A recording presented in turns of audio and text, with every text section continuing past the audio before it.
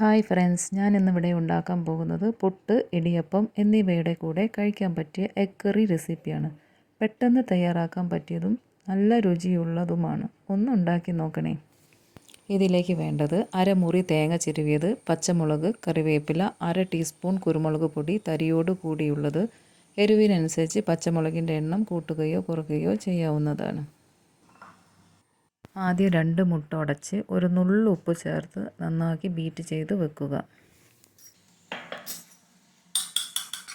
തേങ്ങ ചിരവിയത് കുറച്ച് വെള്ളം ചേർത്ത് നന്നാക്കി അരച്ച ശേഷം മാത്രം പച്ചമുളക് ചേർത്ത് അധികം അരഞ്ഞു പോകാതെ അരച്ചെടുക്കുക. ചട്ടി ചൂടായി വരുമ്പോൾ 2 ടേബിൾ സ്പൂൺ ഓയിൽ ഒഴിച്ച് ബീറ്റ് ചെയ്ത് വെച്ച മുട്ട ഇതിലേക്ക് ചേർത്ത് ഒന്ന് ഇളക്കിയ ശേഷം ഒരു നുള്ളു കുരുമുളക് പൊടി ചേർത്ത് കോരിയെടുക്കുക. കറി തയ്യാറാക്കാനുള്ള പാനിലേക്ക് 3 ടേബിൾ സ്പൂൺ ഓയിൽ ഒഴിച്ച് ചൂടായി വരുമ്പോൾ കടുക് പൊട്ടിയ ശേഷം തേങ്ങയുടെ അരപ്പ് ഇതിലേക്ക് ചേർത്ത് ഒന്ന് ഇളക്കിയ ശേഷം 1/2 കപ്പ് ചൂടുവെള്ളം ഒഴിച്ച് പൊരിച്ച കോഴിമുട്ട ഇതിലേക്ക് ചേർത്ത് കൊടുക്കുക.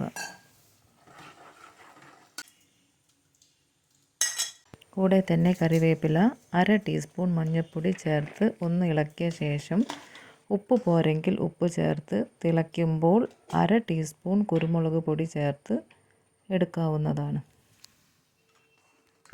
നല്ല ടേസ്റ്റുള്ള കറിയാണ്. എല്ലാവരും ഇത് ഉണ്ടാക്കി നോക്കണേ. വീഡിയോ ഇഷ്ടപ്പെട്ടാൽ ലൈക്ക് ചെയ്യുക, ഷെയർ ചെയ്യുക, സബ്സ്ക്രൈബ് ചെയ്യുക. പുതിയൊരു റെസിപ്പി ആയിട്ട് വീണ്ടും കാണാം.